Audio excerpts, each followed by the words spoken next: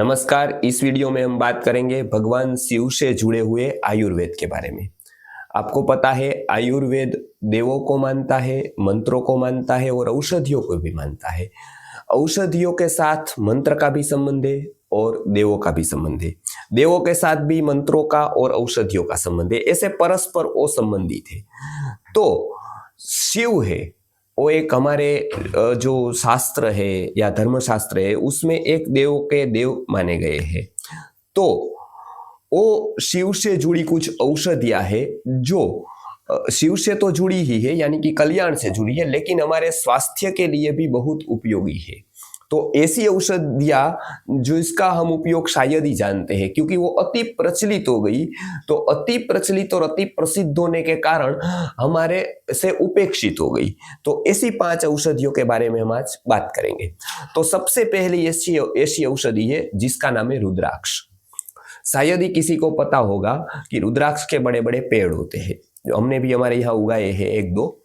तो वो जो रुद्राक्ष है वो एक प्रकार का फल है, मतलब वो फल होता है। और वो जो रुद्राक्ष है उसके बहुत ही औषधीय उपयोग है। और वो उपयोग केवल युक्ति व्यपाश्रय चिकित्सा में नहीं किंतु देव व्यपाश्रय चिकित्सा में भी उपयोग आता है। यानी कि वो स्वयं तो औषधीय लाभ करता है लेकिन उसका प्रभाव बहुत लाभ करता है, मतलब वो प्रभावी औषधि है। तो इसके ऊपर एक उपनिषद भी है जिसका नाम है रुद्रजाबाल उपनिषद। वो पूरा का पूरा जो है वो रुद्राक्ष के ऊपर है। वहां पर 21 मुखी तक के 21 प्रकार के रुद्राक्ष बताए हैं, उसके लाभ भी बताए हैं। अनेक रोगों में रुद्राक्ष किस किस रोगों में कौन से मुखी कौन सा मुखी वाला रुद्राक्ष उपयोगी है वो वहां पर बताया है। ज्यादातर रुद्राक्ष पंचमुखी आते हैं, मतलब 99% पंचमुखी आता है, जो नेचुरली पंचमुखी आते हैं, जो ज्यादातर नेपाल में होते हैं। वो हमको उपयोग में लाना चाहिए और उसकी माला पहनने से हृदय को बहुत लाभकारी होता है। मतलब वो एक श्वसन तंत्र को हृदय की गति को रिधमिक करता है, ये प्रभाव है। अब वो उसको छूकर पहनने का विधान है। हम लोग क्या करते हैं कि पहले शर्ट पहनते हैं, फिर स्वेटर या कुछ और उसके ऊपर रुद्राक्ष पहनते हैं, तो वो शरीर को टच नहीं होता है। रुद्राक्ष का ऐसा नियम है कि वो शरीर को टच होना चाहिए। तो वो माला पहनकर उसके बाद आप कुछ भी पहन सकते हैं। तो इस प्रकार से रुद्राक्ष का उपयोग करना है माला के रूप में। फिर कभी कभी उससे उबाला हुआ पानी भी औषधीय उपयोग में आता है, जो बहुत सारे रोगों में उपयोगी होता है, खास करके हृदय संबंधित रोगों में। तो ये हो गया रुद्राक्ष, पहनने में बहुत उपयोगी है और हमेशा वो पहन सकते हैं, सब लोग उसको पहन सकते हैं।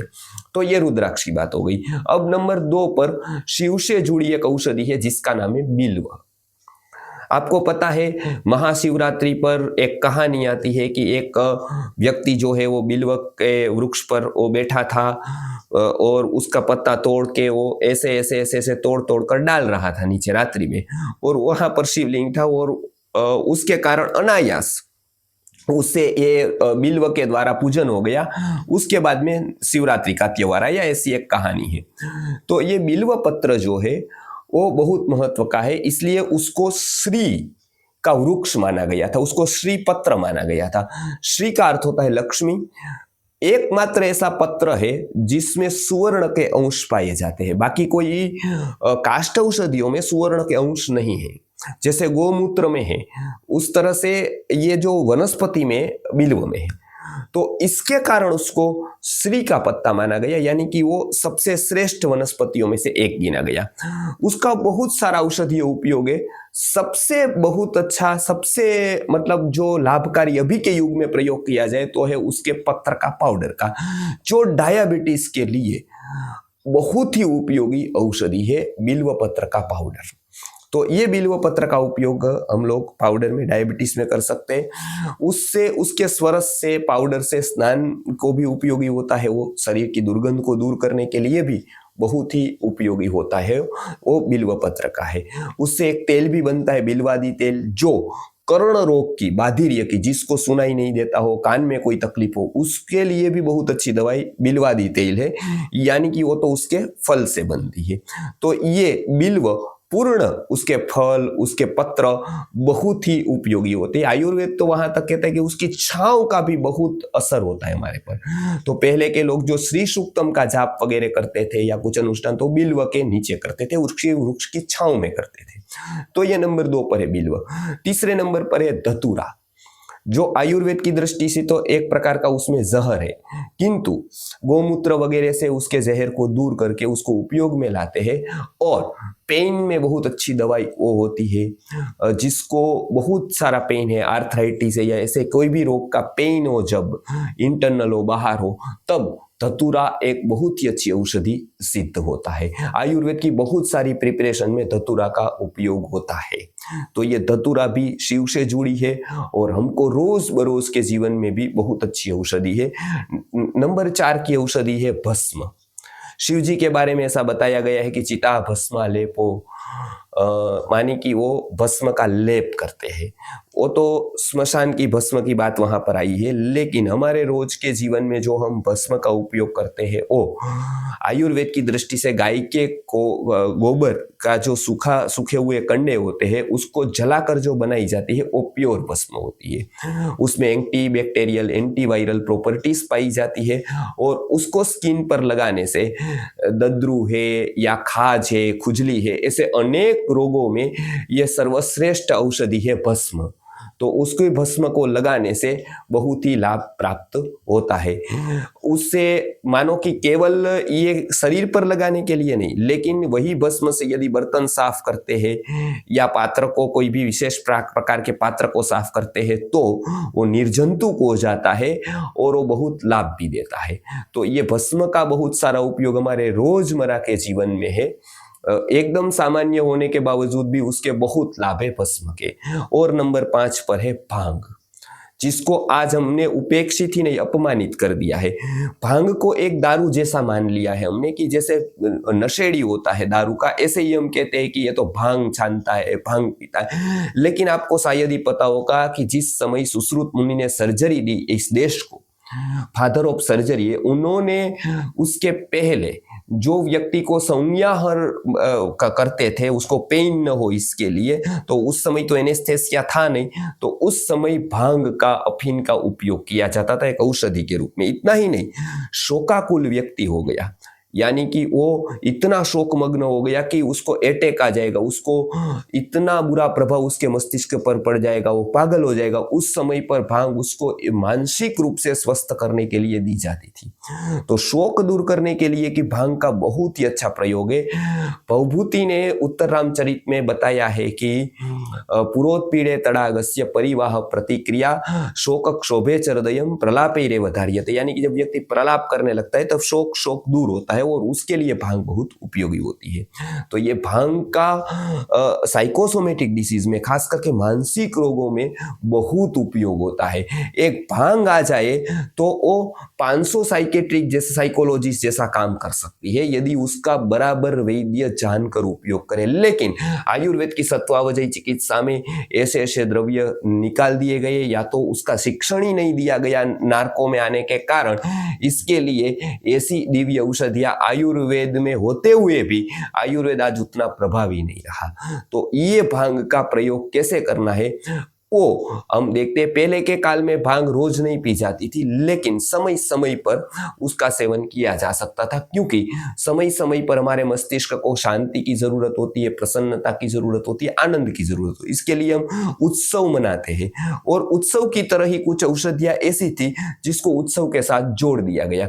ऐसी एक भांग है जिसको शिवरात्रि के साथ जोड़ दिया गया। तो वो भांग का प्रयोग शिवरात्रि के ऊपर कैसे करना है या ऐसे उत्सवों पर कैसे करना है वो हम जानेंगे। भांग का तो शायद आपको पता होगा कि पहले के काल में वेदपाठी लोग थे। बनारस में आज भी आप जाएंगे तो वेदपाठी लोग उसको भांग को छानकर पीते हैं। आरा के लोग बहुत उसके ऊपर व्यंग करते हैं, टीका टिप्पण करते हैं, लेकिन ओरिजिनल बात यह है कि भांग आपके शरीर को थकाने से बचाती है। जैसे भांग का नशा और शराब का नशे में बहुत बड़ा अंतर है। हम लोगों तो क्या है, टिके शेर भाजी, टिके शेर खाजा, कुछ पता नहीं होता है, वो तो हर एक वस्तु को एक ही गिनता है। लेकिन दारू का नशा जो होता है बेहोशी लाता है, नंबर 1। नंबर 2 पर दारू के नशे वाला व्यक्ति अपशब्द बोलने लगता है, गालियां बकने लगता है। भांग का नशा जब चढ़ता है किसी को भी, तो देखो कि वो एक ही बात को बार बार दोहराता है। नशे में फर्क है। और दूसरा, या तो गहरी नींद में सो जाता है। ये 2 बातें होती है भांग के नशे पर। तो ये भांग का नशा है वो निर्दोष है, माने कि वो एक बात बार बार दोहराने लगा, या तो फिर वो सो गया। अब वेद में क्या होता है, घन पाठ होता है, क्रम पाठ होता है, पद पाठ होता है, वो आप जानते होंगे शायद, विकृति पाठ जिसको कहते हैं। उस समय पर एक ही मंत्र को बार बार 100 बार, 200 बार, 500 बार दोहराना होता है। अब वो दोहराने के लिए उपयोग आता है भांग जैसी औषधियां। तो वो पीते होते हैं, तब वो क्या है कि दोहराने लगते तो कंटाल नहीं आता है उसको। तो इसके लिए इसका एक उपयोग होता था समय समय पर। बहुत समय तक, लंबे समय तक बैठना है आपको अनुष्ठान में, तब उसका भी उपयोग किया जाता था। लंबे समय तक खड़ा होना है, तब भी उसका उपयोग किया जाता था, क्योंकि साधु जीवन में ऐसी बहुत सारी उपासना थी जहां पर लंबे समय तक खड़े रहो, लंबे समय तक बैठे रहो, लंबे समय तक बोलते रहो, लंबे समय तक मौन रहो। तो इस प्रकार से कोई भी एक क्रिया यदि लंबे समय तक करनी हो, तब भांग का उपयोग होता है। तो अब ये भांग को आप उत्सवों पर कैसे बना सकते हैं, और खास करके गुजरात जैसे राज्यों में जहां भांग का मना है, वहां पर उसके स्थान पर आप भांग को निकालकर बाकी द्रव्यों से ठंडई कैसे बना सकते हैं, उसकी बात हम आज करेंगे। तो सबसे पहले जहां जहां पर भांग पीते हैं, जैसे उत्तराखंड हो गया, यूपी हो गया, हमारा बनारस हो गया, ऐसे स्थान पर, तो उसमें क्या करना है, 50 ग्राम भांग के पत्ते लेने हैं, 300 ग्राम शक्कर, 50 ग्राम खसखस, 25 ग्राम चारोली, 20 नंग पिस्ता का लेना है, 50 ग्राम सौंफ लेनी है, 10 ग्राम इलायची, 20 ग्राम मरी। तो इतना सब ले लेना है, उसको छान लेना है पूरा का पूरा, बराबर है। और उसके बाद क्या करना है कि दूध ले लेना है, और उसमें आधा पानी डालना है, जैसे 2 लीटर दूध और 1 लीटर पानी के अनुपात से सब बताया है। उसके बाद वो पूरा का पूरा ये सारा हुआ छान कर, वो पूरा लिस्ट भी आपको ये सामने रखा है, ये पूरा का पूरा छान कर, ये जो 2 लीटर दूध प्लस 1 लीटर पानी मिलाकर जो बनाया है, उसमें सब डालकर बराबर बराबर हिला देना है। उसके बाद 2 वस्तु आपको डालनी है, एक तो 20 बादाम डालनी है, और एक 50 ग्राम जितना मुनक्का, काला मुनक्का डालना है, थोड़ा क्रश करके, और उसके बाद थोड़ा केसर डालना है। तो ये हो गया पूरा का पूरा। जब मिक्स कर देंगे तो ये हो गई एक भांग, बराबर है, जो अनेक अनेक द्रव्यों के साथ बन गई, बराबर है। अब उसमें से भांग के पत्ते यदि हटा देंगे गुजरात जैसे प्रदेशों में मना होने के कारण, तो वो हो गई ठंडई, बराबर है। तो ये वस्तु आपको कर लेनी है, तैयार कर लेनी है। अब भांग जो है वो बनाते वक्त कोई लोग उसमें या तो ताम्र का पत्र रखते हैं, तांबे का सिक्का रखते हैं। उसका कारण ये होता है तब ज्यादा उसके जो तत्व होते हैं एक्टिवेट हो जाते हैं, तो वो कर सकते हैं, बराबर है। अब इसको कितना लेना है, बराबर हिलाकर थोड़ी देर रख देना है। उसके बाद पीना है। कब पीना है, वो भोजन के बाद पीना है। आप देखिए कि भांग है वो भूखे पेट ज्यादा चढ़ती है, तो उसको भोजन के बाद ही लेना उचित है। ठंडई भी भोजन के बाद लेना उचित है, तो भोजन के बाद लेनी है, बराबर है। अब आगे हम देखते हैं, तो यदि भांग पीते हैं, ठंडई पी ली तो कोई तकलीफ नहीं, बराबर है, वो 1 या 2 कप पी सकते हैं। लेकिन भांग जब पीते हैं तो ध्यान रखना है 1 कप से ज्यादा नहीं पीनी है, बराबर है। तो और किसी ने ज्यादा पी ली, या तो फिर सौम्य प्रकृति वाले को भी वो ज्यादा चढ़ गई, तो क्या करना है, अभी प्रसाद के रूप में बहुत लोग लेते हैं, तो उस समय आपको ध्यान रखना है कि पीने के बाद कहीं बाहर नहीं जाना है, नहीं तो हानि हो सकती है। खास करके उस समय चेता तंत्र है, उसको आराम चाहिए, तो इसके लिए सोना सबसे ज्यादा उत्तम माना गया है। और यदि चढ़ गई, प्रसाद के रूप में ली और चढ़ गई, तो क्या कर सकते हैं, तो आयुर्वेद में उसके लिए निवारण भी बताया है। वो है इमली का पानी या खट्टी छाछ।